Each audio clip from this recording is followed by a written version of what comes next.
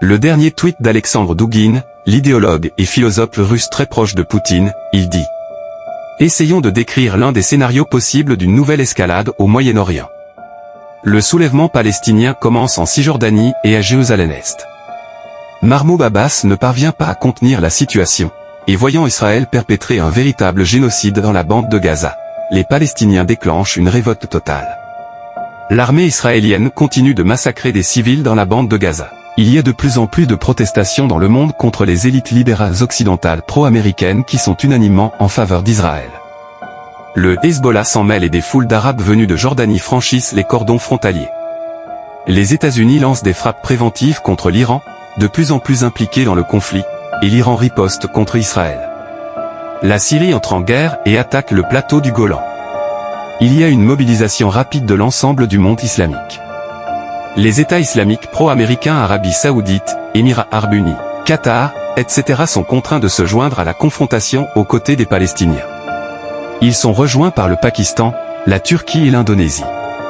L'histoire des talibans envoyant des troupes au Moyen-Orient passe de fake news à réalité.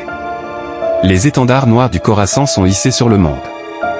Les problèmes entre salafistes et traditionalistes, y compris chiites, passent au second plan.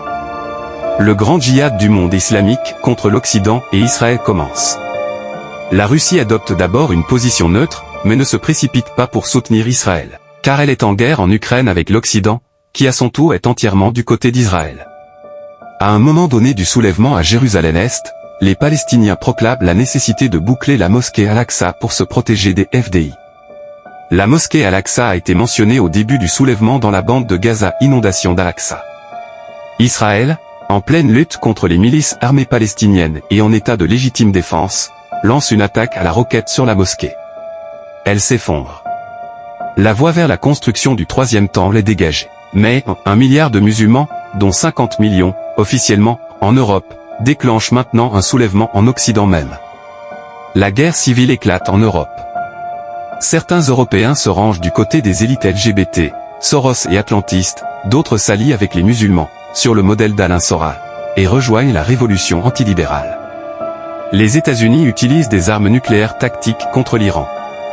La Russie lance une frappe nucléaire tactique contre l'Ukraine, qui cherche à tout prix à s'accrocher à l'Occident et provoque Moscou par tous les moyens possibles. La Troisième Guerre mondiale éclate avec l'utilisation d'armes nucléaires tactiques. La Russie se décide enfin et se range du côté des musulmans. Les dispensationalistes américains réalisent que l'heure est venue. La Russie attaque quoique indirectement Israël. GOG est là.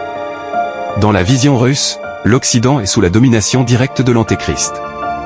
De nombreux dirigeants mondiaux meurent, de nouveau, aux convictions bien plus radicales, apparaissent. La Chine attaque Taïwan, détournant les États-Unis et l'OTAN vers une nouvelle cible. L'Inde s'abstient de fournir le soutien direct sur lequel comptent les États-Unis. La soirée de l'histoire cesse d'être languissante.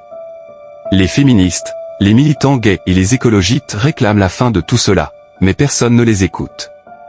L'Occident est obligé de lutter contre tout le monde au nom d'un objectif qu'il ne peut plus articuler. Toutes les vieilles thèses sur les droits de l'homme, la société civile, et autres incantations ont disparu dans la dure réalité de la mort totale à venir.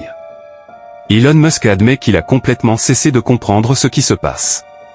Israël commence, sous les coups de toutes parts, à construire le troisième temple. Seul le Mashiach peut sauver la situation.